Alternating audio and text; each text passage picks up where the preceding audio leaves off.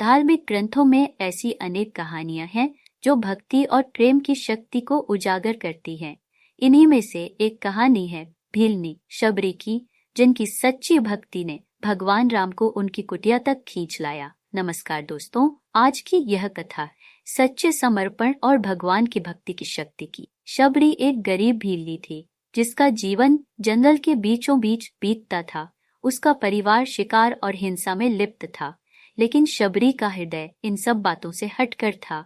वह हिंसा और पाप को अस्वीकार करती थी। एक दिन जब शबरी ने अपने परिवार को निर्दोष जानवरों का शिकार करते हुए देखा तो उसका हृदय व्यथित हो गया। वह रातों रात अपने परिवार और कबीले को छोड़कर जंगल में चली गई। शबरी भटकते हुए महान ऋषि मतंग के आश्रम तक पहुंची।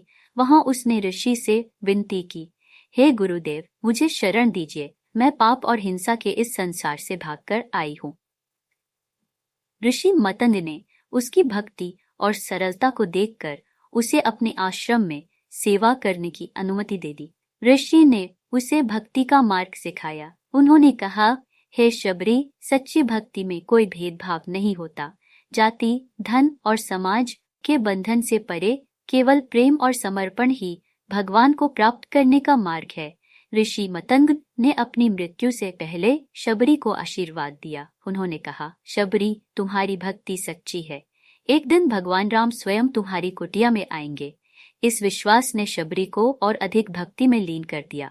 शबरी हर दिन भगवान राम के आने की प्रतीक्षा करती। वह अपनी कुटिया को साफ करती, जंगल के सबसे मीठे बेर तोड़ती और हर बेर को चख कर देखती कि वह मीठा है या नहीं। और आखिरकार वह दिन आया जब भगवान राम अपने भाई लक्ष्मण के साथ शबरी की कुटिया में पहुंचे।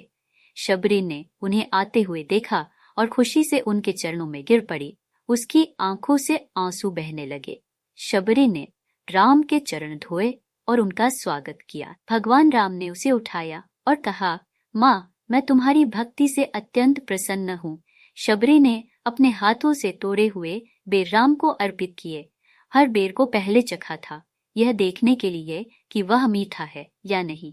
लक्ष्मण यह देखकर आश्चर्यचकित हुए और बोले, प्रभु, यह पहले से खाए हुए फल हैं। तब भगवान राम मुस्कुराए और बोले, लक्ष्मण, यह केवल फल नहीं है, यह प्रेम और भक्ति के प्रतीक है। राम ने शबरी को बताया, सच्चा भक्त वही है जो स्वार्थ और अहंकार से परे होकर भगवान को प्रेम करता है। तुम्हारी भक्ति ने तुम्हें सबसे ऊंचा स्थान दिया है। उनके आशीर्वाद से शबरी को मोक्ष प्राप्त हुआ। शबरी की यह कथा हमें सिखाती है कि भगवान को पाने के लिए जाति, धन या शक्ति की आवश्यकता नहीं है। केवल सच्चा प्रेम, समर्पण और भक्ति ही भगवान तक पहुंचने का मार्ग है। अगर आपको शबरी की यह प्रेरणादायक कहानी पसंद आई हो तो हमारे चैनल सनातन धर्म को सब्सक्राइब करें, इस वीडियो को लाइक करें और अपने मित्रों के साथ शेयर करें। रामायण की और भी कहानियों के लिए जुड़े रहें। जय श्री राम।